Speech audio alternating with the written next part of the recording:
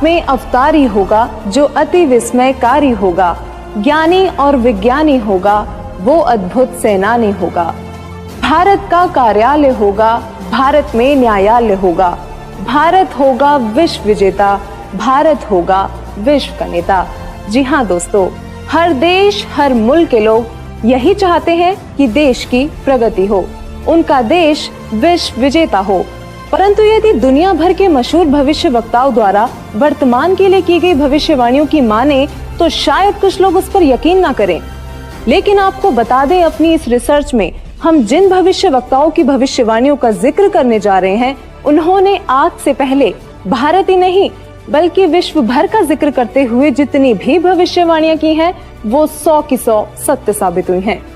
दरअसल इन सभी भविष्य वक्ताओं ने अपनी भविष्यवाणी में भारत के विश्व गुरु बनने का जिक्र करते हुए कहा है कि भारत विश्व विजेता होगा, पूरे विश्व में भारत ही सुप्रीम पावर होगा, भारत में ही पूरी दुनिया का कार्यालय होगा और भारत देश का परचम पूरे विश्व में लहराएगा। भविष्य वक्ताओं की भविष्यवाणियां भारत में जन्मी एक महाशक्ति के बारे में यह भी बता रही है कि वह महाशक्ति, वह महापुरुष पूरे विश्व में आध्यात्मिक क्रांति ला देगा, जिसके आध्यात्म ज्ञान से हर बुराई खत्म हो जाएगी, जिससे पूरे विश्व में शांति स्थापित होगी और तीसरा विश्व युद्ध भी टल जाएगा।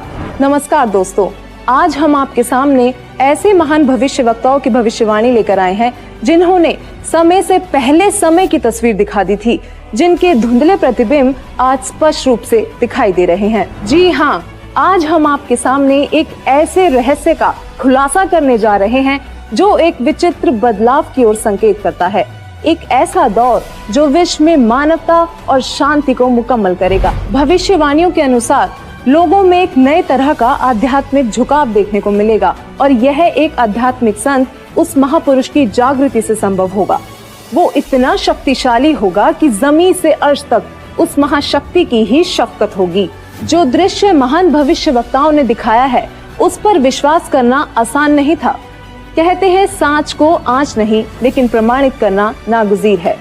यकीन मानिए, जब हमारी टीम ने इस पड़ताल का सफर शुरू किया तो एक नहीं, दो नहीं, बल्कि बहुत सारे भविष्य वक्ताओं की भविष्यवाणी में उस महापुरुष और महाबदलाव का जिक्र मिला, जिसके बाद उन्हीं सब भविष्यवाणियों को आधार बनाकर हमारी टीम ने उस महापुरुष की खोज शुरू कर दी। दोस्तों, हमारी इस रिसर्च में समय और कठिन परिश्रम लाजमी था, लेकिन परिणाम निराशाजनक नहीं थे। हमने सभी प्रमाण इकट्ठे किए और भविष्यवाणियों से मिलान करने के बाद अब हम उन्हें आपके सामने लेकर आए हैं। हमारी टीम ने तो पता लगा लिया था, मगर अब वक्त था तो जनता को उस महापुरुष के बारे में अवगत करवाने का। हमारी पड़ताल का निष्कर्ष कुछ ऐसा था कि जिसे जानकर हमारी टीम भी चौंक गई थी और अब ये पड़ताल आपके भी होश उड़ा देगी। तो वीडियो छोड़कर कहीं जाइएगा मत। दोस्तों, वो महापुरुष हम सबके बीच मौजूद है। वीडियो को अंत तक देखिए और जानिए कि कौन है वो महाशक्ति। दोस्तों, बहुत से लोगों ने इन भविष्यवाणियों को अपने हिसाब से किसी किसी पर सेट करने की कोशिश की है।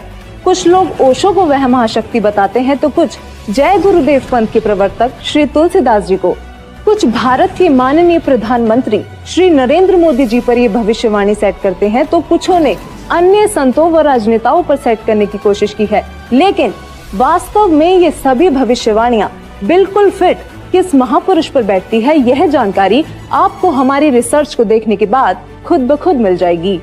सबसे पहले हम आपको कुछ ऐसे महान भविष्य वक्ताओं की भविष्यवाणियों से रूबरू करवाते हैं जो अपनी सटीक भविष्यवाणी से विश्व विख्यात हैं। हमारे पहले महान भविष्य वक्ता हैं इंग्लैंड के विलियम जॉन वार्नर हैमॉन उर्फ कीरो, जिनको दुनिया के मशहूर हस्तरेखा विज्ञानी के तौर पर जाना जाता है। भारत की आजादी व भारत के उज्जवल भविष्य की सटीक भविष्यवाणी करने वाले कीरो विश्व में होने वाले इस परिवर्तन को किस तरीके से देख रहे थे, आइए जानते हैं।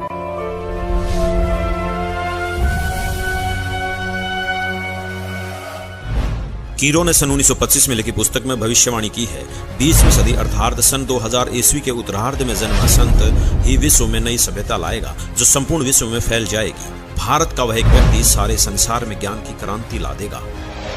इंग्लैंड के भविष्यवक्ता कीरो की भविष्यवाणी से हमें एक संकेत मिला कि जिस महापुरुष पर ये भविष्यवाणियां सेट होनी है, उनका जन्म 1950 के बाद का होना चाहिए। तो चलिए अब चलते हैं नॉर्वे के श्री आनंद आचार्य जी की भविष्यवाणी की ओर, जिन्होंने पूरे गर्व के साथ अपनी भविष्यवाणी में भारत का जिक्र किया है।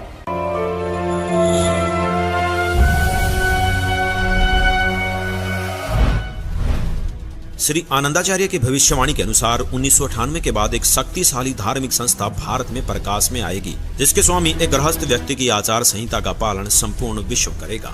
धीरे धीरे भारत औद्योगिक, धार्मिक और आर्थिक दृष्टि से विश्व का नेतृत्व करेगा और उसका आध्यात्मिक तत्वज्ञान ही पूरे विश्व को मान्य होगा। आनंद आचार्य जी की भविष्यवाणी से हमें एक और संकेत मिला कि वो महापुरुष गृहस्थी होगा। दोस्तों, ये कुछ ऐसी भविष्यवाणियां हैं जो शायद आपने कभी सुनी तो होंगी, लेकिन कभी उन पर गौर नहीं किया होगा। अब देखते हैं नवयुग के बारे में भविष्यवाणी करने वाले इजराइल देश के जाने माने भविष्यवक्ता प्रोफेसर हरार जी का क्या कहना है।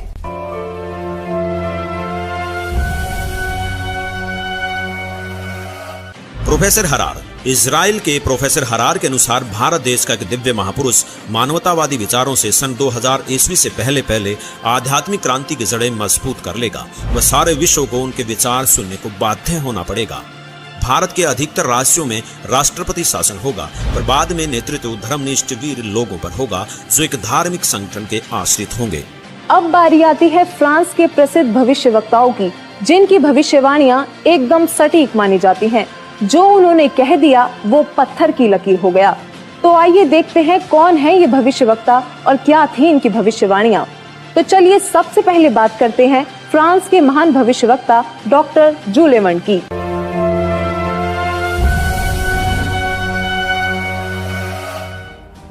डॉक्टर जूले वर्न के अनुसार भारत से उठी ज्ञान की धार्मिक क्रांति नास्तिकता का नाश करके आंधी तूफान की तरह संपूर्ण विश्व को ढक लेंगी। उस भारतीय महान आध्यात्मिक व्यक्ति के अनुयायी देखते देखते एक संस्था के रूप में आत्म शक्ति से संपूर्ण विश्व पर प्रभाव जमा लेंगे। डॉक्टर जूले वर्न ने भी उस महापुरुष का जिक्र करते हुए भारत का नाम लिया है। इन्होंने स्पष्ट कर दिया कि वो महान शक्ति भारत से ही उजागर होगी और पूरे विश्व पर प्रभाव डालेगी। मैं सीना ठोक कर कहता हूँ, मेरे सायरन को कोई रोक नहीं पाएगा और वह जरूर आएगा। ऐसा कहना था महान भविष्यवक्ता मिशेल दी नॉस्ट्राडामस का, जो आज भी बहुत से लोगों के दिलों में अपनी जगह बनाए हुए हैं, जिनकी भविष्यवाणियों को आज तक कोई भी गलत सिद्ध नहीं कर पाया। उन्होंने जैसा कहा वही होता गया। नॉस्ट्राडामस ने अपनी भविष्यवाणी में होने वाले इस महान परिवर्तन की तफसील से व्याख्या की है। तो आइए देखते हैं क्या कुछ बताया उन्होंने अपनी भविष्यवाणी में।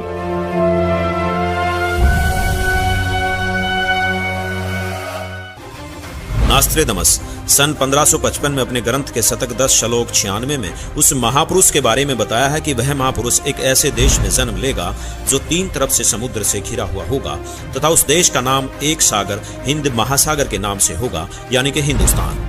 दोस्तों, विश्व में हिंदुस्तान ही ऐसा देश है जो 3 ओर से सागर से घिरा है तथा हिंदुस्तान ही एकमात्र देश है जिसका नाम किसी सागर के नाम से मेल खाता है, हिंद महासागर। फिर शतक 20 श्लोक 25 में कहा है कि वो महापुरुष हिंदुस्तान में पैदा होगा। वह महापुरुष एक ऐसे प्रांत में जन्म लेगा जिसमें 5 नदियां बहती हों। यह उल्लेख उन्होंने शतक 1 श्लोक 50 में किया है। दोस्तों, हिंदुस्तान में पंजाब ही एकमात्र ऐसा प्रांत है जिसमें 5 नदियां बहती हैं, जिनके नाम आपके सामने हैं। नदियों के नाम हैं सतलुज, व्यास, रावी, झेलम और चेनाब। नॉस्ट्राडामस ने शतक 5 श्लोक 41 में बताया है कि उस महापुरुष द ग्रेट शायरन की 4 संतानें होंगी, जिसमें 2 पुत्र और 2 पुत्रियां होंगी। उस महापुरुष के बारे में एक रहस्य उद्घाटन करते हुए नॉस्ट्राडामस ने शतक 5 श्लोक 41 में लिखा है कि उस महापुरुष की माताएं 3 बहनें होंगी। नॉस्ट्राडामस ने शतक 6 श्लोक 70 में लिखा है कि मैं छाती ठोक कर कहता हूँ कि वह महापुरुष ऐसा ज्ञान बताएगा जो आज से पहले किसी ने नहीं सुना होगा। उसके ज्ञान को सुनकर सभी विद्वान कहलाने वाले धर्मगुरुओं को नतमस्तक होना पड़ेगा। एक बेहद हैरान कर देने वाली भविष्यवाणी नॉस्ट्राडामस ने उस महान पुरुष को लेकर करते हुए शतक 1 श्लोक 50 में कहा है कि उस महापुरुष को देशद्रोह अथवा राष्ट्रद्रोही समझकर लोग नफरत करेंगे, लेकिन बाद में सच्चाई जानने के बाद उससे बेहद प्रेम करेंगे। उसके द्वारा स्थापित आदर्श और विचारों का बोलबाला हर जगह हो जाएगा। नॉस्ट्राडामस ने शतक 20 श्लोक 25 में कहा है कि वह न तो क्रिश्चियन ईसाई होगा न मुसलमान होगा, वह केवल हिंदू ही होगा। शतक 6 श्लोक 70 में नॉस्ट्राडामस ने कहा है कि वह महापुरुष पूरे विश्व का संचालक होगा, वह महापुरुष विश्व विजेता होगा। शतक 2 श्लोक 79 में बताया है कि वह महापुरुष अपनी सत्य साधना बताएगा तथा इस क्रूर भूमि अथवा काल लोक से मुक्त करवाएगा। शतक 1 श्लोक 50 में कहा है कि वह महान पुरुष अपने ज्ञान के बल से सब राष्ट्रों को नतमस्तक कर देगा। मैं नास्त्रोदामस आपको स्पष्ट कर दूं कि उस महान संत की उपेक्षा न करें। उस महान संत को आराध्य देव मानकर उसकी पूजा करना आपके लिए बहुत हितकारी होगा, क्योंकि वह आदि पुरुष परमेश्वर का अंश, दुनिया का तारणहार होगा। प्रसिद्ध भविष्यवक्ता नॉस्ट्राडामस जी की भविष्यवाणी से काफी हद तक यह स्पष्ट हो गया था कि उस महापुरुष की क्या पहचान है। हमारी टीम ने उनके बताए हुए हर उस पॉइंट को नोट किया जो हमें महापुरुष की ओर ले जा सकते थे, और इन सभी तथ्यों को मद्देनजर रखते हुए हम आगे बढ़े और अपनी पड़ताल में अन्य भविष्यवक्ताओं की भविष्यवाणियां भी खंगालना शुरू किया। विकसित तथा विकासशील देशों में शुमार अमेरिका, वहां पर भी भारत और उस अवतारी पुरुष का जिक्र हुआ। तो चलिए अब रुक करते हैं अमेरिका के भविष्यवक्ताओं की भविष्यवाणियों का, जो इस प्रकार हैं। अमेरिका के न्यू जर्सी शहर की मूर्धन्य भविष्यवक्ता फ्लोरेंस, जो कि अपनी सटीक भविष्यवाणी से विश्व प्रसिद्ध हैं तथा जिनकी भविष्यवाणियों से भारत उम्मीद की किरण नजर आता है। दरअसल इस महिला भविष्यवक्ता ने उस महापुरुष के बारे में ऐसे ऐसे रहस्य खोले हैं जिन्हें सुनकर आप भी अचंभित रह जाएंगे। यह अक्सर उस महापुरुष को ध्यान लगाते समय देखा करती थी। तो आइए जानते हैं उन्होंने उस महापुरुष के बारे में क्या क्या रहस्य खोले हैं।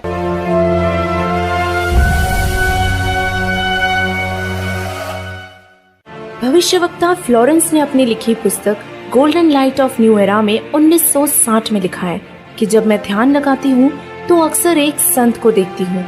उसके सिर पर सफेद बाल हैं, न दाढ़ी है न मूंछ, वह गौर वर्ण का है।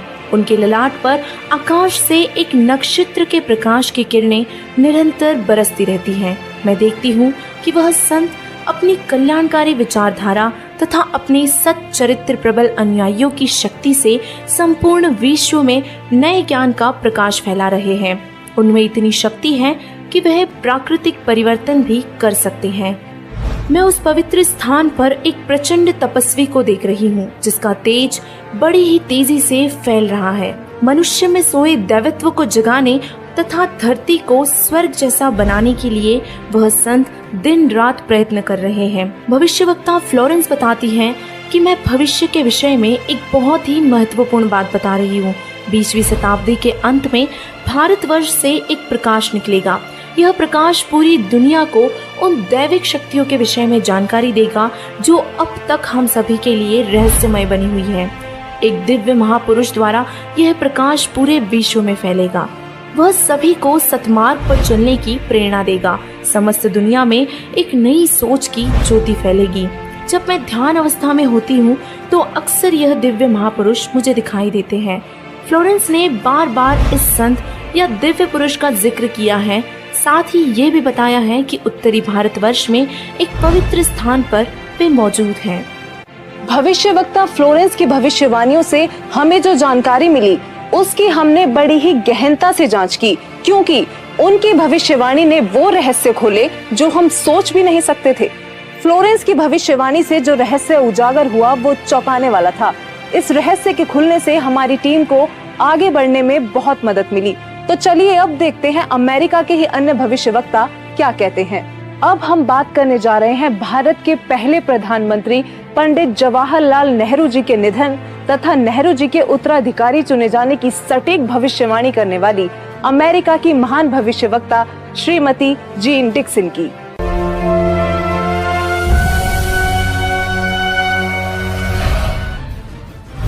अमेरिका की महिला भविष्यवक्ता जीन डिक्सन में भविष्य दर्शन की जबरदस्त प्रतिभा थी। उनके अनुसार 20वीं सदी के अंत से पहले विश्व में एक घोर हाहाकार तथा मानवता का संहार होगा। वैचारिक युद्ध के बाद आध्यात्मिकता पर आधारित एक नई सभ्यता संभवतः भारत के ग्रामीण परिवार के व्यक्ति के नेतृत्व में जमेगी और संसार से युद्ध को सदा सदा के लिए विदा कर देगी। जीन डिक्सन की भविष्यवाणी से हमें एक और संकेत मिला कि वो महापुरुष ग्रामीण परिवार से होगा जिसके अभिनेतृत्व में भारत भौतिक, आध्यात्मिक तथा राजनीतिक दृष्टि में तीव्रता से प्रगति करेगा। दोस्तों, अब हम उस महापुरुष के बेहद करीब थे। तो चलिए आगे बात करते हैं तीसरे विश्व युद्ध की भविष्यवाणी करने वाले अमेरिका के ही महान भविष्यवक्ता एंडरसन की, जिनकी भविष्यवाणियों ने रेखा अंकित प्रतिबिंब को प्रत्यक्ष कर दिया। आइए देखते हैं।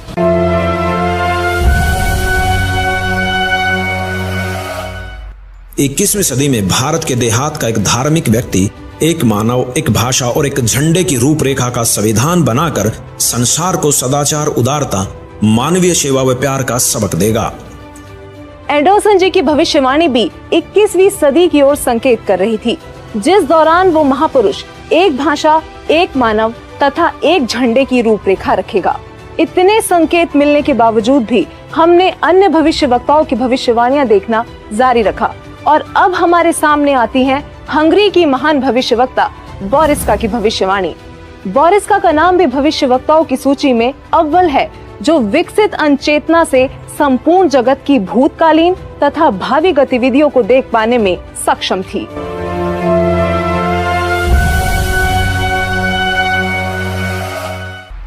हंगरी की ज्योतिषी बोरिस्का के अनुसार इस आध्यात्मिक व्यक्ति के बड़ी संख्या में छोटे छोटे लोग ही अनुयायी बनकर भौतिकवाद को आध्यात्मिकता से बदल देंगे।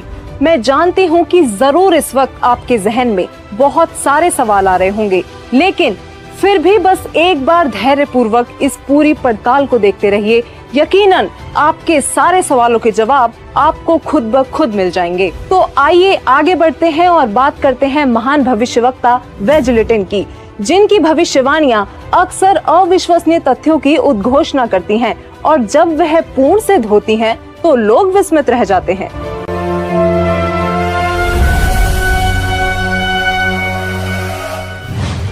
श्री वेजलेटिन। भविष्यवक्ता श्री वेजलेटिन के अनुसार 20वीं सदी के उत्तरार्ध में सन 1950 के पश्चात विश्व में आपसी प्रेम का अभाव, मानवता का हास, माया का संग्रह की दौड़, लूट व राजनेताओं का अन्यायी हो जाना आदि आदि बहुत से उत्पात देखने को मिलेंगे। परंतु भारत में उत्पन्न हुई शांति, भ्रातृत्व भाव पर आधारित नई सभ्यता संसार से देश, प्रांत और साथी की सीमाएं तोड़कर विश्व भर में अमन और चैन उत्पन्न करेंगी। भविष्यवक्ता वेजलेटिन ने अपनी भविष्यवाणी में आज की स्थिति का बखूबी जिक्र किया है। उन्होंने कहा है कि जहां लोगों में आपसी प्रेम का अभाव हो जाएगा, मानवता का ह्रास शुरू हो जाएगा, राजनेता अन्यायी हो जाएंगे और धन कमाने की दौड़ लगी होगी, पूरी दुनिया में अशांति का माहौल होगा, तब वह महापुरुष अपने आध्यात्मिक विचारों से शांति लाएगा। इस हाहाकार को मिटाने वाला महापुरुष बहुत ही जल्द पूरे विश्व में शांति लाएगा। दोस्तों, भविष्यवाणियों की पड़ताल का ये सफर हमारे लिए किसी चक्रव्यूह से कम नहीं था, लेकिन हमें यकीन था कि कहीं ना कहीं ये सफर हमें हमारी मंजिल तक जरूर पहुंचा देगा और ऐसा ही हुआ। क्योंकि वो महापुरुष भारत से है, तो विदेशों के इन सभी भविष्यवक्ताओं की भविष्यवाणियों से जो जो संकेत हमें मिलते गए, उन पर गौर करते हुए अब हम भारत के भी कुछ संतों की भविष्यवाणियों पर ध्यान देने लगे। तो चलिए सबसे पहले बात करते हैं सिख धर्म के गुरु श्री गुरु नानक देव जी की, जिनके बारे में हमें ज्यादा बताने की जरूरत नहीं, क्योंकि सब उनसे बखूबी परिचित हैं। उनकी पुस्तक जन्म साखी भाई बालेवाली में एक ऐसी भविष्यवाणी मिली है जो ये स्पष्ट करती है कि वो महापुरुष कौन होगा। तो आइए देखते हैं क्या है ये भविष्यवाणी।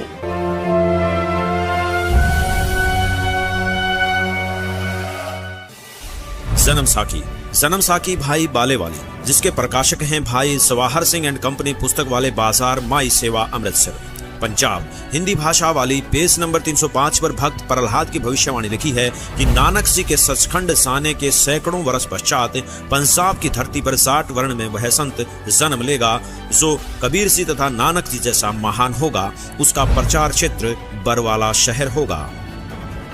दोस्तों, जन्म साखी भाई बालेवाली में लिखी भविष्यवाणी से ये स्पष्ट हो गया कि वो संत जाट वर्ण का होगा और उसका प्रचार क्षेत्र बरवाला होगा। आरिफ का चेहरा प्रत्यक्ष दिखाई दे रहा था। हम करीब थे उस महापुरुष के जो रिवायतें बदलने में सक्षम थे। अब देखना यह था कि जाट जाति का संत कौन है और किसका प्रचार क्षेत्र बरवाला है।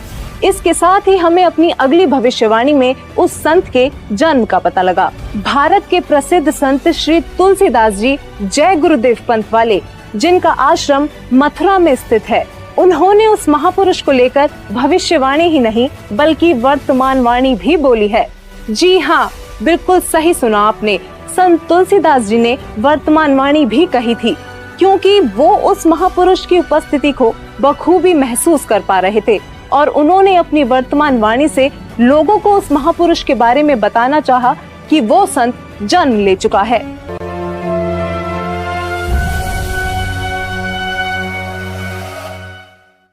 श्री तुलसीदास जी उर्फ जय गुरुदेव जी ने 7 सितंबर 1971 में भविष्यवाणी की थी, जो अपनी शाकाहारी पत्रिका में पेज नंबर 50 में लिखी है कि वह अवतार जिसकी लोग प्रतीक्षा कर रहे हैं वह 20 वर्ष का हो चुका है।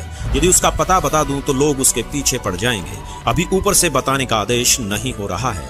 मैं समय का इंतजार कर रहा हूँ। सभी महापुरुषों ने समय का इंतजार किया है और समय आने पर सबको सब कुछ मालूम हो जाएगा। श्री तुलसीदास जी द्वारा 28 अगस्त 1971 को की गई भविष्यवाणी अनुसार महापुरुष का जन्म भारतवर्ष के एक छोटे से गांव में हो चुका है और वह व्यक्ति मानव इतिहास का सबसे महत्वपूर्ण व्यक्ति बनेगा। उसे जनता का इतना बड़ा समर्थन प्राप्त होगा कि आज तक किसी को नहीं मिला है। वह महापुरुष नए सिरे से विधान को बनाएगा और वह विश्व के संपूर्ण देशों पर लागू होगा। उसका एक झंडा होगा, उसकी एक भाषा होगी। शाकाहारी पत्रिका का उपरोक्त वर्णन पुस्तक जय गुरुदेव की अमृतवाणी भाग 2 के 50 तथा 59 पर लिखा है, जिसकी लेखिका हैं दिव्या शर्मा तथा मुद्रक हैं अर्जेंट प्रिंटिंग प्रेस, पुराना बस स्टैंड, मथुरा। इसके साथ ही एक और भविष्यवाणी बाबा जय गुरुदेव उर्फ तुलसीदास जी द्वारा 28 अगस्त 1971 को की गई थी, जो शाकाहारी पत्रिका पृष्ठ 59 में लिखी है। संत तुलसीदास जी ने अपनी वाणी में यह स्पष्ट रूप से बताया कि वो संत पृथ्वी पर मौजूद है और 7 सितंबर 1971 को वह पूरे 20 वर्ष का हो चुका है। राजस्थान के भविष्यवक्ता बाबा रामदेव को कौन नहीं जानता। इन्होंने तो कमाल ही कर दिखाया है।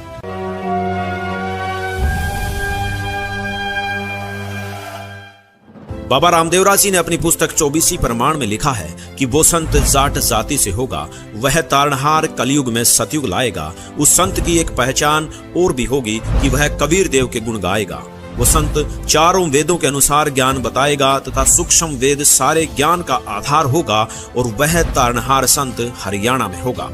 दोस्तों, बाबा रामदेव जी ने भी अपनी भविष्यवाणी में ये संकेत दिए हैं कि वो संत जाट जाति से होगा, हरियाणा प्रदेश में जन्म लेगा, चारों वेद तथा सूक्ष्म वेद से ज्ञान बताकर कबीर देव के गुण गाएगा। दोस्तों, कलयुग में सतयुग जैसा माहौल देखने वाले योगी नारायण जी को शायद आप ज्यादा ना जानते हो, लेकिन दक्षिण भारत के इस भविष्यवक्ता ने ऐसी भविष्यवाणी की हैं जो आपको सोचने पर मजबूर कर देंगी।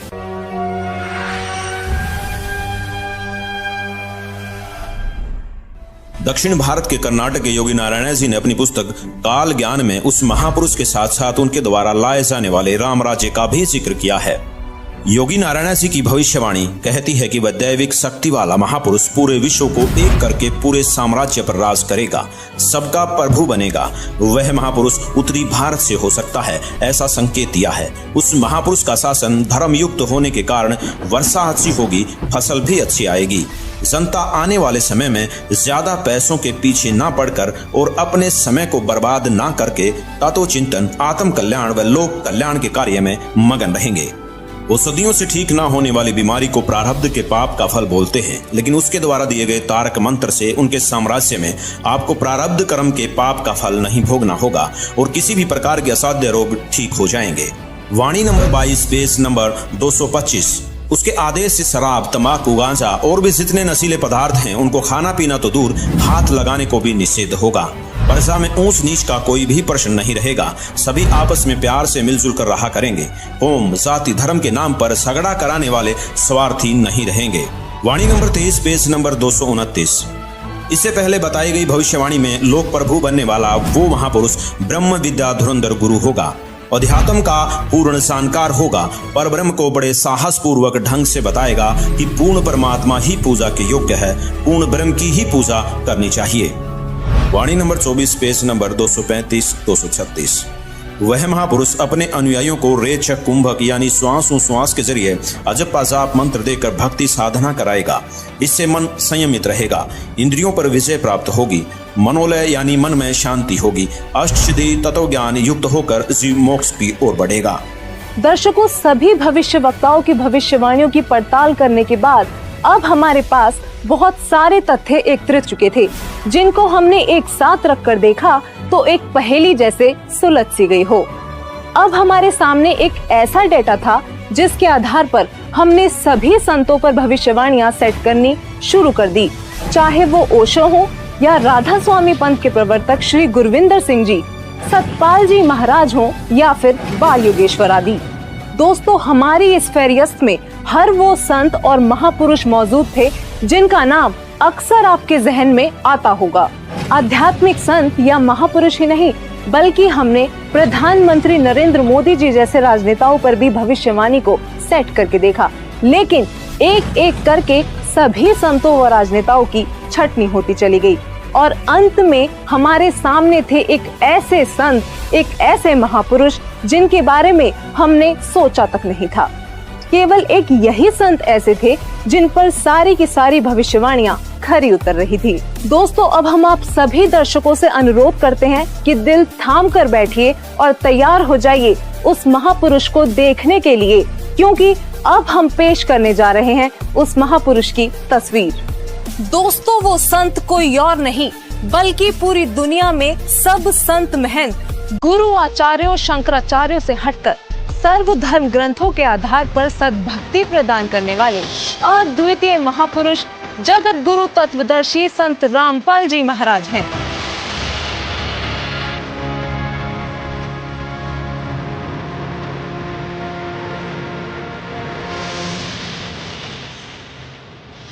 जी हाँ, यही है वो महापुरुष जिनके विषय में देश और विदेशों के महान भविष्यवक्ताओं ने भविष्यवाणियां की हैं। दोस्तों, हमने इस सफर की शुरुआत में ही बताया था कि परिणाम आपको चौंका देगा। यकीनन संत रामपाल जी ही वो महापुरुष हैं जिन पर सभी भविष्यवाणियों का हर एक तथ्य पूरी तरह से फिट हो रहा था। अब बस आप वीडियो को अंत तक देखते जाइए, क्योंकि अब हम बारी बारी सभी भविष्यवाणियों को संत रामपाल जी से जोड़कर दिखाएंगे, जिससे आप स्वयं ये निर्णय कर लेंगे कि हमारी रिपोर्ट सही है या नहीं। तो चलिए सबसे पहले बात करते हैं उस पृष्ठभूमि की जहां वो महापुरुष अवतरित हुए। नोस्ट्रेदामस के अनुसार वह महापुरुष ऐसे देश से होगा जो 3 तरफ से समुद्र से घिरा होगा और उस देश का नाम भी एक सागर हिंद महासागर के नाम पर होगा, यानी कि हिंदुस्तान। अमेरिका की भविष्यवक्ता फ्लोरेंस और जीन डिक्सन का कहना है कि प्राकृतिक परिवर्तन भी कर सकने वाला वह महापुरुष उत्तर भारत के ग्रामीण परिवार में होगा। 28 अगस्त 1971 को जय गुरुदेव पंथ के प्रवर्तक श्री तुलसीदास जी ने भी उस महापुरुष का उल्लेख करते हुए कहा है कि उनका जन्म भारतवर्ष के एक छोटे से गाँव में हो चुका है। वह तारणहार संत हरियाणा में होगा। कुछ ऐसा ही कहना है राजस्थान के बाबा रामदेव रासी का। इसके अलावा इंग्लैंड के कीरो और फ्रांस के जुलेवन जैसे भविष्यवक्ताओं ने भी उस महाशक्ति के बारे में भारत में ही होने के संकेत किए हैं। संत रामपाल जी का जन्म उत्तर भारत के छोटे से गांव धनाना, जिला सोनीपत, हरियाणा, जो कि पहले पंजाब प्रांत था, वहां एक ग्रामीण परिवार में हुआ। इंग्लैंड के भविष्यवक्ता कीरो ने उस संत का जन्म 20वीं सदी के उत्तरार्ध में अर्थात सन 1950 के पश्चात 1951 में हुआ बताया है। तो वही श्री तुलसीदास जी और जय गुरुदेव जी ने भी 7 सितंबर 1971 की अपनी भविष्यवाणी में बताया है कि वह महापुरुष 20 वर्ष का हो चुका है।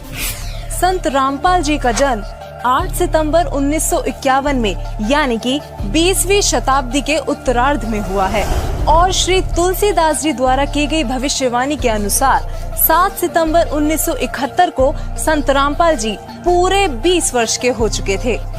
फ्रांस के महान भविष्यवक्ता नोस्ट्रेदामस के अनुसार वह महापुरुष न ईसाई होगा और न मुसलमान, वह केवल हिंदू ही होगा। और इसी भविष्यवाणी का समर्थन जन्म साखी भाई बालेवाली में भी किया गया है कि वह संत जाट वर्ण का होगा और उसका प्रचार क्षेत्र बरवाला है। बाबा रामदेवरा जी ने अपनी भविष्यवाणी में बताया है कि वह संत जाट जाति से होगा तथा चारों वेदों और सूक्ष्म वेद से ज्ञान बताकर कबीर देव के गुण गाएगा। यहाँ संत रामपाल जी ही विश्व में एकमात्र ऐसे संत हैं जो हिंदू धर्म में जाट जाति से बिलोंग करते हैं और जिनका प्रचार क्षेत्र भी सतलोक आश्रम बरवाला, जिला हिसार, हरियाणा रहा है। वो सभी धर्म ग्रंथों के आधार पर कबीर देव जी का गुणगान करते हैं। नॉस्ट्रेडमस के अनुसार उस महापुरुष की 4 संतानें होंगी और उनकी माताएं 3 बहनें होंगी। यहाँ नॉर्वे के आनंदाचार्य जी ने भी यही बताया है कि वह महापुरुष एक गृहस्थ व्यक्ति होगा। ये भविष्यवाणी भी संत रामपाल जी पर पूरी तरह से खरी उतरती हैं। दरअसल संत रामपाल जी की माताएं 3 बहनें हैं। ये बात प्रमाणित करने के लिए पेश है आपके सामने संत रामपाल जी की माता जी का यह वीडियो। माता जी, क्या शुभ नाम है आप जी का? चंद्र देवी। माता जी, कौन से गांव से हैं आप? दमकन खेड़ी। माता जी, आप कितने भाई बहन हैं? 6 बहन भाई, 3 बहन 3 भाई। माता जी, आपकी जो 3 बहन हैं उनके क्या क्या नाम हैं? बड़ी लक्ष्मी, मेरा नंदरा देवी, उसका है प्यारी। वहीं संत रामपाल जी महाराज जी की 4 संतानें, 2 पुत्र तथा 2 पुत्रियां भी हैं। अमेरिका के न्यू जर्सी शहर की भविष्यवक्ता फ्लोरेंस ने बताया कि वह महापुरुष गौर वर्ण के हैं। सिर पर सफेद बाल है, न दाढ़ी है और न मूछें। इन सभी भविष्यवाणियों का मिलान आप जी चाहें तो अपने आप भी कर सकते हैं। संत रामपाल जी गौर वर्ण के हैं। उनके सिर पर सफेद बाल है और वो बगैर दाढ़ी मूछ के रहते हैं। एक आश्चर्यचकित भविष्यवाणी करते हुए फ्रांस के नॉस्ट्रेडमस जी कहते हैं कि प्रथम तो लोग उस महापुरुष को देशद्रोही अथवा राजद्रोही समझकर नफरत करेंगे, लेकिन बाद में सच्चाई जानकर बेहद प्रेम करेंगे। दोस्तों, 2014 में संत रामपाल जी पर देशद्रोह का झूठा केस भी लगाया गया, लेकिन आज संत रामपाल जी की लोकप्रियता लोगों के सिर चढ़कर बोल रही है। कुछ और बातें जो भविष्यवाणियों में सामने आई वो इस प्रकार हैं। अमेरिका के भविष्यवक्ता एंडरसन के मुताबिक 21वीं सदी में वह महापुरुष एक मानव, एक भाषा व एक झंडे की रूपरेखा रखेगा। योगी नारायण जी के अनुसार उस संत के आदेश से शराब, तंबाकू, गांजा और भी जितने नशीले पदार्थ हैं उनको खाना पीना तो दूर, हाथ लगाने को भी निषेध होगा। वर्षा में ऊंच नीच का कोई प्रश्न नहीं रहेगा। सभी प्यार से आपस में मिलजुल कर रहा करेंगे और वह महापुरुष रेचक कुंभक यानी श्वास उश्वास के जरिए अजब पाजाब मंत्र देकर भक्ति साधना कराएगा। वह पूर्ण परमात्मा को ही पूजा के योग्य बताएगा। दोस्तों, संत रामपाल जी श्वास उश्वास की क्रिया बताकर केवल पूर्ण परमात्मा की भक्ति कराते हैं। संत रामपाल जी से नाम दीक्षा लेकर करोड़ों भक्त उनके आदेश अनुसार नशीली वस्तुओं को हाथ तक नहीं लगाते और ना ही किसी जाति पाति धर्म मजहब में भेदभाव करते हैं, क्योंकि संत रामपाल जी कहते हैं, जीव हमारी जाति है, मानव धर्म हमारा, हिंदू मुस्लिम सिख ईसाई कोई धर्म नहीं है न्यारा। अमेरिका की ही भविष्यवक्ता फ्लोरेंस बताती हैं कि वह संत अपनी कल्याणकारी विचारधारा तथा अपने सच्चरित्र प्रबल अनुयायियों की शक्ति से पूरे विश्व में नए ज्ञान का प्रकाश फैला रहा है। फ्रांस के भविष्यवक्ता डॉक्टर जुलेवन के अनुसार भारत से उठी ज्ञान की धार्मिक क्रांति नास्तिकता का नाश करके आंधी तूफान की तरह संपूर्ण विश्व को ढक लेगी। उस महापुरुष के अनुयायी देखते देखते एक संस्था के रूप में संपूर्ण विश्व पर प्रभाव जमा लेंगे।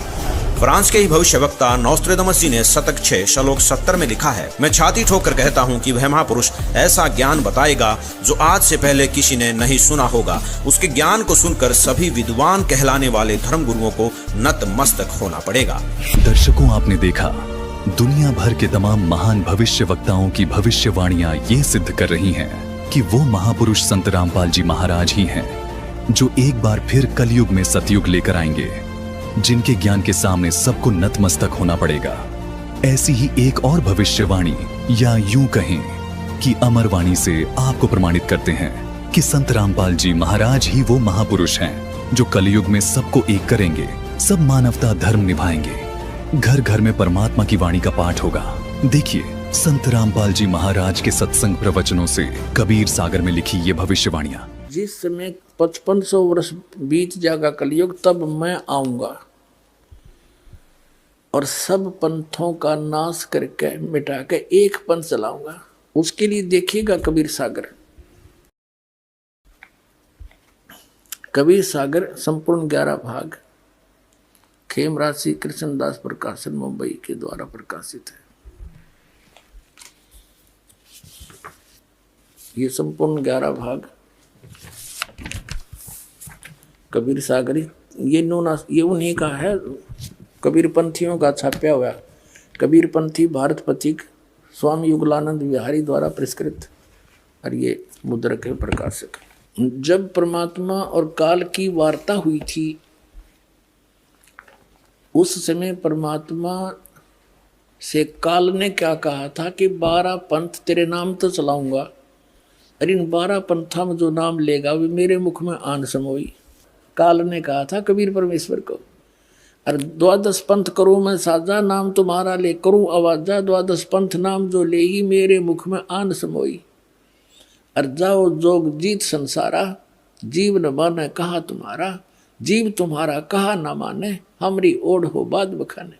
तब परमात्मा ने कहा था डट जा, आन दे टाइम, तब मैं क्या करूँगा तेरे संग में। क्या बताया है ये देखिएगा। कबीर बोध सागर, कबीर सागर के अंदर बोध सागर, और ये सबसम वेद बोध है। इसमें इसके 121 पृष्ठ पे यहाँ लिखा है सतयुग त्रेता द्वापर माही, तीनों युग जीव थोड़े जाही। युग निरंजन ने परमात्मा से वचन लिए थे। चौथा युग जब कलयुग आई, तब तो शरण जीव बहु जाई, ऐसा वचन हर बोय दीजिए, तब तुम संसार गौन ही कीजिए। अब परमात्मा ने कहा था अरे काल पर पंथ पसारा, तीनों युग जीव कीन दुख डारा, जीवन दुख डारा, बिनती तोरी लीन में मानी, मोह को ठगे काल अभिमानी। चौथा युग जब कलयुग आई, तब हम अपनो वंश पठाई, काल फंद छूटे नर लोई, सकल सृष्टि परवानी खोई। घर घर देखो बोध विचारा, सतनाम सब ठोर उचारा। कलयुग फिर के 5505, तब ये वचन होगा साचा। कलयुग बीत जावे जब एता, तो सब जीव परम पुरुष पद चेता। इसका क्या अर्थ है कि काल जब 5505 वर्ष बीत जाएंगे कलयुग के, तब मैं अपना अंश भेजूंगा। अब परमात्मा अपने आप को छुपा कर करे, और कहते हैं फिर पूरा विश्व परमात्मा के उस परम पद का से परिचित होगा, उस भक्ति से। और चौथा युग जब कलयुग आई, तब हम अपना अंश पठाएं, अपना अंश भेजेंगे। और काल पंथ छूटे नरलोई, सकल सृष्टि परवानी कोई, पूरी सृष्टि नाम लेगी। और घर घर देखो बोध विचारा, घर घर परमात्मा की महिमा का विचार होगा, ज्ञान का। और सतनाम सब ठोर उचारा, सब जगह सतनाम का दिया जाएगा, सब जाप किया करेंगे। और कलयुग 5505, जब ये वचन होगा साचा, कलयुग बीत जाए तब एता, सब जीव परम पुरुष पद चेता, यानी सभी जीव उस परमात्मा के परम पद के परिचित हो जाएंगे। अब पहले आपको दिखाते हैं वो 12 पंथ कौन कौन से हैं, और कौन से पंथ में परमात्मा ने स्वयं आने के लिए कहा है। ये है कबीर बानी नामक एक चैप्टर है, कबीर सागर में अध्याय है, बोध सागर खंड है, कबीर सागर ग्रंथ है, और कबीर बानी अध्याय है। इसके 136 पृष्ठ पे यहाँ देखिएगा। 12 पंथ चलो सो भेद, क्या बताया है कि 12 पंथ काल फुरमाना, और भूले जीव न जाए ठिकाना, ताते आगम कह हम बाख्या, वंश हमारा चूड़ामणि शाखा। प्रथम जग में जागो बरमावे, बिना भेद वो गंस चुरावे। दूसर सुरत गोपाल होई, अक्सर जो जोग दृढ़ावे सोई। तीसरा मूल निरंजन, चौथा टकसार पंथ टकसार, और चौथे और पांचवा पंथ बीज का लेखा, फिर सतनामी पंथ, फिर जीवा का पंथ, राम कबीर पंथ, फिर यो परम धाम की वाणी, परम धाम की वाणी पंथ, ये चलेंगे। अब ये तो यहाँ इन्होंने बर्मा पंथ, प्रथम पंथ चूड़ामणि को नहीं दिखाया, प्रथम जागू दिखा दिया, ये गलत कर रखे। और यहाँ देखना ये देखिएगा, ये है कबीर चरित्र बोध ना बोध सागर का ही कबीर चरित्र बोध नामक ये चैप्टर है, अध्याय है। इसके एक 1870 पृष्ठ पे, ये 1870 पृष्ठ, यहाँ 12 पंथों को गद्य भाग में लिखा है।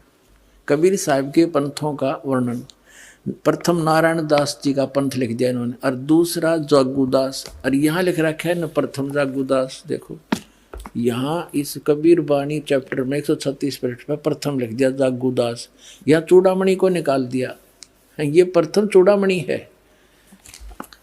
ये अब हम आगे 1870 पृष्ठ पर कबीर चरित्र बोध में कबीर साहब प्रथम नारायण दास जी का पंथ, फिर जागूदास पंथ, तीसरा सूरत गोपाल मूल निरंजन का पंथ, टकसारी पंथ, भगवान दास पंथ, सतनामी पंथ, कमाली पंथ, यू कमाल का पंथ, कमाल वाला, कमाली का नहीं कमाल का, राम कबीर पंथ, प्रेम धाम की वाणी पंथ, और 11वां जीवा पंथ, और 12वां है गरीबदास पंथ। यू 12वां पंथ याद रखो, ये गरीबदास पंथ है। ठीक है, यहाँ क्लियर है गद्य भाग में, और ये है पद्य भाग कबीर वाणी 136 पृष्ठ पे, 136 पृष्ठ। अब यहाँ आगे हम फिर दोबारा, द्वादश पंथ काल फुरमाना, भूले जीव न जाओ ठिकाना। इन 12 पंथों में काल का आदेश चलेगा, नाम चलेगा, ज्ञान चलेगा, अर्थात आगम कह हम व्याख्या, इसलिए भविष्य का हमें बता दिया है, आपको बताऊंगा आपको। वंश हमारा चूड़ामणि शाखा, ये प्रथम चूड़ामणि है, इन्होंने गलत लिखा, थोड़ा सा फेर बदल बाद में किया है इन कबीर पंथियों ने। जग में जाग, प्रथम जग में जागो बरमावे, बिन जागो जोगो सूरत गोपाल वही है। टकसारी पंथ, फिर सारा ये सतनामी पंथ, और ये सारा वही है परमधाम की वाणी पंथ। और यहाँ आगे हम ये 10वां पद है परमधाम की वाणी बानी।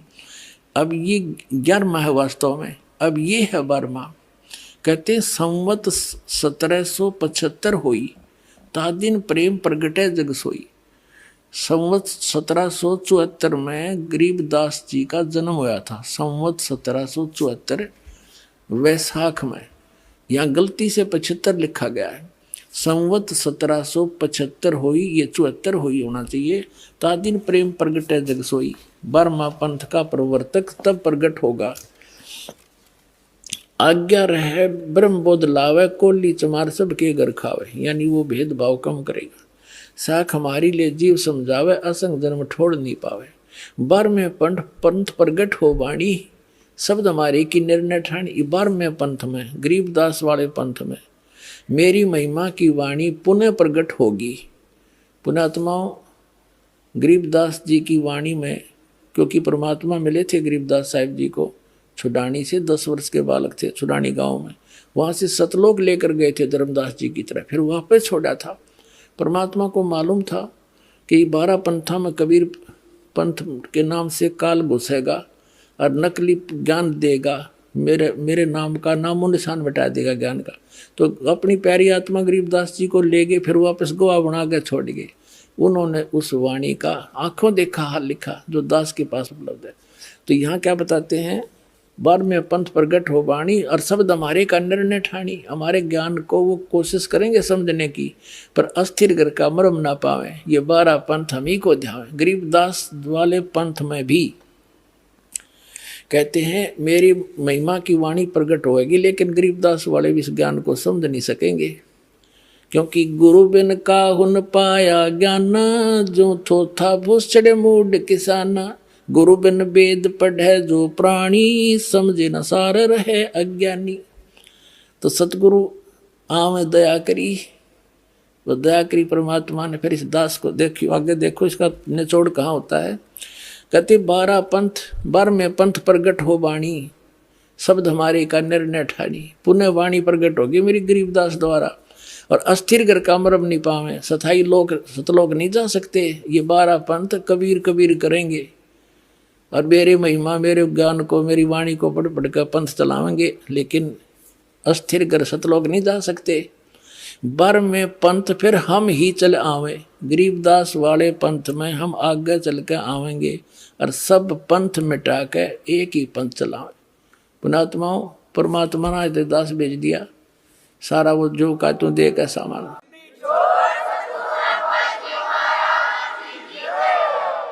और इस दास का निकास गरीबदास पंथ से है। मेरे पूज्य गुरुदेव जी गरीबदास पंथ से संबंधित थे। उन्होंने मुझे ये सारा ज्ञान दे करके कह दिया था, बेटा मेरे जाने के बाद यहाँ मत आना वापस, यहाँ कुछ नहीं है छुड़ानी में, ये सारे अभिमानी जीव हैं, तेरे को लेना था हमने आगे, या जोत के जोत जगानी थी, बस इतना ही काम था यहाँ तो।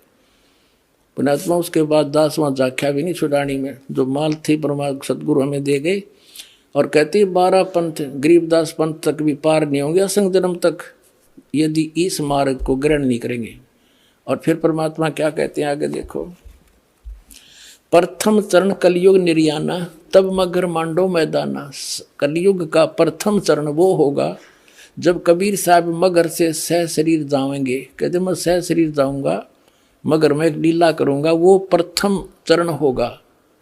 कलयुग को परमात्मा कबीर जी ने 3 चरणों में बांटा है। प्रथम चरण जब स्वयं आए थे, अब बिचली पीढ़ी जो अब चल रही है, और अंतिम लास्ट वाले कर्तगनी हो जाएंगे कलयुग के जीव, वो भक्ति नहीं करेंगे, मांसाहारी बकवादी हो जाएंगे। अब ये क्रीम टाइम है, प्राइम टाइम, जिनको अब मनुष्य जीवन मिलेगा, जो पुण्यात्मा है फटाफट परमात्मा भेजेगा उनको, और ज्ञान ग्रहण करेंगे। आपके घर ऐसी पुण्यात्मा होंगे बेटा और बेटी, आते भगवान की भक्ति पर लग जाएंगे, उनके आप पर कर्म बन जाएंगे, उनको कोई दुख नहीं आवे, टेंशन खत्म हो जाएगी सारी।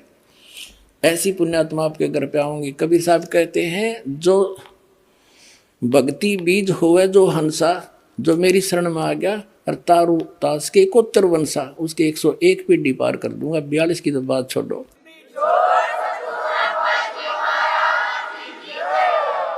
अब यह हम कबीर बानी चैप्टर और बोध सागर का 137 पे पढ़ रहे हैं। प्रथम चरण कलयुग निर्याना तब मगर मांडो मैदाना। 5505 तब ये शब्द होगा साचा, जब 5505 वर्ष कलयुग बीत जाएगा, तब ये बात मेरी साची होगी धर्मदास, तब तक तो यह ना जच्चा किसी के। अब देखो फिर कहते हैं, धर्मदास मेरी लाख दुहाई, ये मूल ज्ञान है, भूल नहीं। मूल ज्ञान कहीं बाहर ना जाई, पवित्र ज्ञान तुम जग में भाखो, मूल ज्ञान तुम गुप्ती रखो, गोई रखो। मूल ज्ञान बाहर जो पढ़ी, ये बिचली पीढ़ी हंस नहीं तरही। 33 अरब ज्ञान हम भाख्या, मूल ज्ञान गुप्त ही रख्या, गोई रख्या। और मूल ज्ञान तुम तब तक छुपाई जब लग 12 पंथ मिटाई। ओए परमात्मा ने कहा, धर्मदास मेरी लाख दुआई, इस सतनाम और सार नाम नहीं, बस सार्वजनिक ना करिए, ना बीचली पीढ़ी मेरे हंस नहीं तरेंगे। काल के दूता और नाम होता, अधिकारी ये है नहीं। और आज मैं ये दास कैसे अंतर दिखाता परमात्मा के बच्चों को कि ये नकली ये असली है। तो परमात्मा ने कहा था, धर्मदास मेरी लाख दुआई, ये सार नाम की तो बताइए ना, तुम जाप करो। ऐसे ही सभी महापुरुषों को जिनको सतलोक ले गिर छोड़ा, सबको ऐसे ही कहा था। आदरणीय नानक साहिब जी को, आदरणीय गरीबदास साहिब जी को, आदरणीय मुल्कदास साहिब जी को, आदरणीय दादू साहिब जी को, आदरणीय गीसादास साहिब जी को। किसी भी पंथ में, गीसादास पंथ में, गरीबदास पंथ में, कबीर पंथ में, ये सतनाम नहीं है 2 अक्षर का। ये अन्ना नानक साहिब के पंथ में अब इस दास को भेजा उन महापुरुष परमात्मा ने। अब उन महापुरुषों को गवाह बनाकर आपको प्रत्यक्ष कर दूंगा कि कबीर इज गॉड। आगे देखो, अब ये आपने पढ़ा था पहले, फिर दोबारा देख लो, 10 सेगमेंट में और देखना, सारा क्लियर हो जाएगा। सब संवेद बोध 121 पृष्ठ पर आपने पढ़ लिया था। 121 पृष्ठ पे यहाँ पर कि चौथा युग जब कलयुग आई, तब हम अपना अंश पठाई, काल फंद छूटे नरलोई, सकल सृष्टि परवाह नहीं कोई। पूरी सृष्टि नाम लेवेगी बंदी छोड़ का। कबीर साहब का घर घर देखो बोध विचारा, और सत नाम सब ठोर उचारा। खुले तौर पर बताया जाएगा फिर नाम सब पुण्यात्माओं का सतनाम का, वो 2 अक्षर का नाम है। और 5505 तब ये वचन मेरा होगा साचा, कलयुग बीत जाए तब एता, सब जीव परम पुरुष पद चेता। सब जीव परमात्मा के उसे परम पद से परिचित हो जाएंगे। अब देखना, ये कबीर साहब का फिर सौसंबोध ही चल रहा है। 171 पृष्ठ पर आ गए हम। अपने आत्माओं, इसमें लिखा है 500 और 500 जब कलयुग बीत जाए, परम पुरुष फरमान तब जग तारण को आए। कबीर साहब कहते हैं जब 5000 यानी 5500 5500 कलयुग बीत जाएगा, जब एक महापुरुष आवेगा, वहाँ तो उन्होंने खुद कह दिया हम चल कर आएंगे, तो बार बार नौके का मावांगे तो बदल नहीं, तो स्पष्ट कर दिया कि महापुरुष फरमान तब जग तारण को आवे, हिंदू तुर्क आदि सब जेते जीव जहान, और सत्य नाम की साख गए ये पावा पद निर्वाण। पूरे जितने भी जीव हैं, हिंदू हैं, मुसलमान हैं, या कोई सिख है, कोई भी आगे दो चलेंगे, सारे जितने भी जीव जहान में और दो सत्य नाम की साख ले वो पावा पद निर्वाण। निर्वाण माने मोक्ष पद प्राप्त करेंगे। यथा श्रीतगण आप ही मिले संधु में धाये, सत सुकृत के मध्य तिमी सभी पंथ समावे। कहते हैं जैसे सिंधु में, समुद्र में दरियागण, ये दरियाएं जैसे गंगा जमुना सरस्वती सारी कहते हैं अपने आप धाय कर दौड़ कर उसमें जाकर मिलकर एक रस हो जाती हैं। ऐसे सारे पंथ एक दिन इस सच्चाई को समझ के उस मेरे वाले दास के द्वारा चलाए गए उस पंथ में महापुरुष, वो तो महान थे इसलिए महान को महान ही कहते हैं, हम तो दास हैं। कहते उसके द्वारा चलाए गए पंथ में ऐसे भाग भाग का होंगे जैसे समुद्र में दरिया सपीट तो जाकर मिल जाया करती हैं, निर्बाध होकर के आ जाती हैं। तो ऐसे सब एक हो जाएंगे सारे पंथ। देखिए यथा सरित गण आप ही मिले सिंधु में धाये, और सत सुकृत के मध्य तिमी उस सच्चे पंथ के मध्य ये सभी पंथ ऐसे समावे। जब लग पूर्ण होए नी ठीके को तिथि वार, कपट चातरी तब लो ये सब संवेद निर्धार। जब कबीर साहब कहते हैं जब लग यो मेरी मैंने समय दर दिया यो 5505, जब तक यो ठीक का समय नहीं आवेगा, ठीक माने निर्धारित समय, तब तक तब मेरा सब संवेद का ये वचन निराधार दिखाई देगा। ये उस दिन सच्चा हो जाएगा जब वो दिन आ गया, उन आत्मा आ गया वो ठीक का दिन। ये सारे झाड़ के दर दिए दास ने।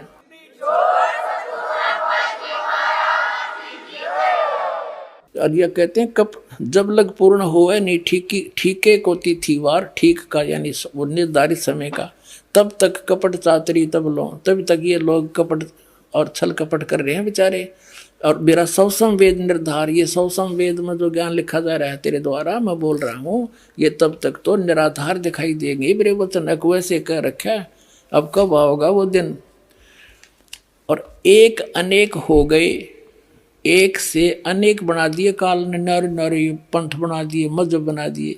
कहते पुनः अनेक हो एक, वो सारे फिर एक हो जाएंगे दोबारा। और हंस चले सतलोक सब सतनाम की टेक, सतनाम के सारे सारे जो सतलोक हंस सतलोक जाएंगे।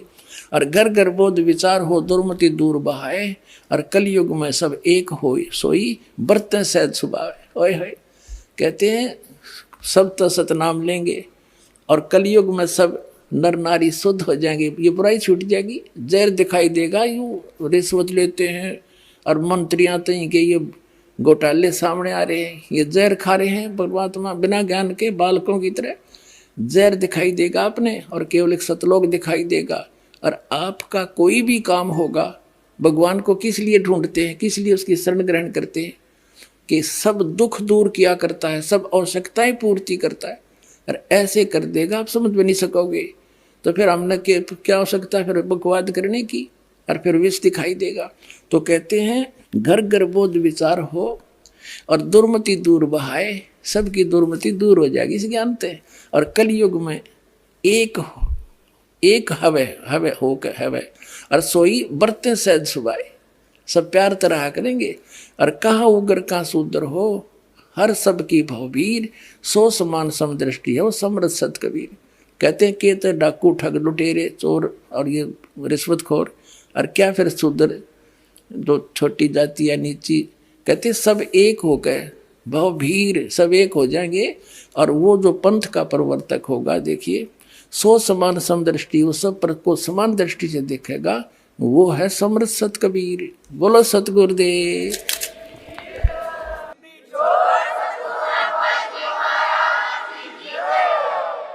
अब इन सारी भविष्यवाणियों से तो हमारी सुई केवल संत रामपाल जी पर आकर ही टिक गई।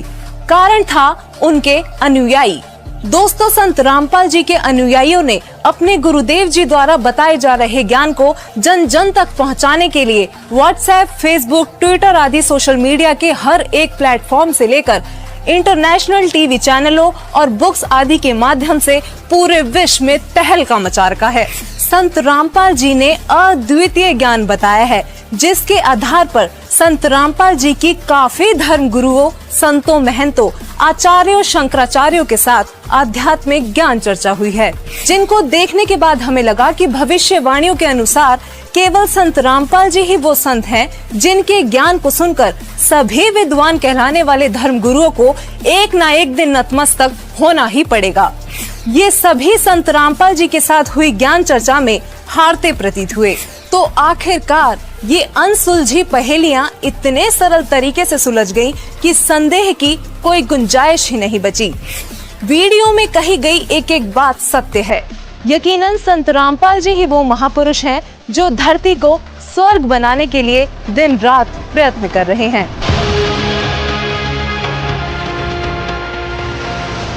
तो क्या संत रामपाल जी महाराज की शरण में आने के बाद आपको कोई लाभ हुए? संत रामपाल जी महाराज जी की शरण में आने से हमारे जो माइंड में प्रॉब्लम रहती थी वो सही हुई, और हमारी बेटी की जो निमोनिया थी वो भी ठीक हुई। हमारी आर्थिक स्थिति ठीक हो गई। मेरे हस्बैंड की जॉब नहीं होती थी, उनकी जॉब पहले पानीपत में लगी, कॉन्ट्रैक्ट पे लगे थे, 2-2.5 साल तक रहे। आज वो परमानेंट जॉब पे करनाल में लगे हैं। आशीर्वाद मात्र से मेरे गले में जो कैंसर की गांठें थी वो बिल्कुल ठीक हो गई, और मेरे दिल में छेद था वो भी संत रामपाल जी महाराज के आशीर्वाद मात्र से ही बिल्कुल ठीक हूँ मैं। छोटी मोटी बीमारी थी तो परमात्मा की दया से शरण में आने से संत रामपाल जी महाराज जी के वो भी बिल्कुल दूर हो गई, छोटी मोटी बीमारी जो थी। सदगुरु रामपाल जी महाराज की कृपा से यहाँ आने के बाद में ये नशा पता सब मेरा छूट गया, जबकि इतने कोशिश करने के बावजूद मैं नशे से एक पल भी दूर नहीं रहने पा रहा था। पहले बहुत नशे करता था, दारू, गांजा, भांग, शराब, जितने भी हैं टोटल नशे दास किया करता था। संत रामपाल जी की शरण में आने से पहले सबसे पहले तो मुझे एक लाभ हो गया, नशे छूट गए। कैंसर की बीमारी बिना ऑपरेशन, बिना कुछ दवा के संत रामपाल जी महाराज जी ने चरणामृत प्रसाद दिया और आशीर्वाद दिया और भक्ति ज्ञान दिया, और उसके बाद मैं तंदुरुस्त हूँ और दिन में अपना सब कुछ खाता हूँ, मुझे कोई समस्या नहीं है। सबसे बड़े लाभ ये हुआ है कि मेरे पापा जी हैं जिनको डायबिटीज़ बहुत ज़्यादा ही रहती थी, कि 500 से नीचे उतरने वाली डायबिटीज़ आज एकदम नॉर्मल है। गुरुदेव संत रामपाल जी महाराज से नाम दीक्षा लेने के बाद सदगुरुदेव जी ने ऐसे दया करी कि जिस दिन मैंने नाम दीक्षा ली उसी दिन 5 साल से यानी रोटी नहीं खाई थी, लेकिन उसी दिन मैंने 4-5 रोटी खाई और मेरा जलन का रोग समाप्त होने लगा। संत रामपाल जी महाराज से नाम दीक्षा लेने के बाद मेरा कैंसर का रोग बिल्कुल ठीक हो गया, मैं बिल्कुल स्वस्थ हो गया। जो कबीर जी हैं वो पूर्ण परमात्मा हैं, और सतगुरु रामपाल जी महाराज जी हैं वो कबीर परमात्मा के खुद अवतार हैं, इस धरती पे आए हुए हैं। उन्होंने ही सब रजा की है, उनकी ही दया से हमें सारे लाभ हुए हैं। जब मैं दोबारा गई पीजीआई, फिर वहाँ टेस्ट हुए तो सारे टेस्ट क्लियर हो गए। अब जो मेरी प्रॉब्लम थी तीसरे स्टेज पे थी, वो मेरा कैंसर खत्म हो गया। हिंदी छोड़ सतगुरु रामपाल जी महाराज की शरण में जाने के बाद मैं आज कोई भी फ्रूट है, कुछ भी है, चाहे डस्ट है, मेरे को वो बिल्कुल इफेक्ट नहीं करती है। I can eat everything, I can go anywhere, मैं कुछ भी मतलब आज करने में सक्षम हूँ। जब उस डॉक्टर से मेरी बात हुई तो डॉक्टर ने कहा ये तो सच में आपके गुरुजी का ही चमत्कार है, संत रामपाल जी महाराज का, जो ये ठीक हो गया, नहीं तो कैंसर पेशेंट कभी बचता नहीं है इस कंडीशन में। इतना खतरनाक इनको पॉइजन फैल चुका था, पूरा नसों में भर चुका था। उन नसों से ऑटोमेटिकली पॉइजन गायब होना, ये सबसे बड़ा चमत्कार ही है परमात्मा का। और जब से मैं संत रामपाल जी महाराज की शरण में आई हूँ, मेरा 1 रुपया नहीं गया। आज 4 साल हो रहे हैं लगभग, मैंने कोई दवा भी नहीं खाई है, कोई भी नहीं। इवन मुझे सर्दी, खांसी और बुखार भी नहीं होता। जगत गुरु तत्वदर्शी संत रामपाल जी महाराज जी के इस महान मिशन को सफल बनाने के लिए करोड़ों लोग उनके साथ जुड़ रहे हैं। हमारी टीम का भी आप सभी से यही अनुरोध है कि दुनिया में महापुरुष कभी कभार ही आते हैं, इसलिए आप भी संत रामपाल जी महाराज जी के सत्संग सुनिए और शीघ्र अतिशीघ्र उनसे जुड़कर नाम दीक्षा लेकर अपना व अपने प्रियजनों का कल्याण करवाएं। धन्यवाद।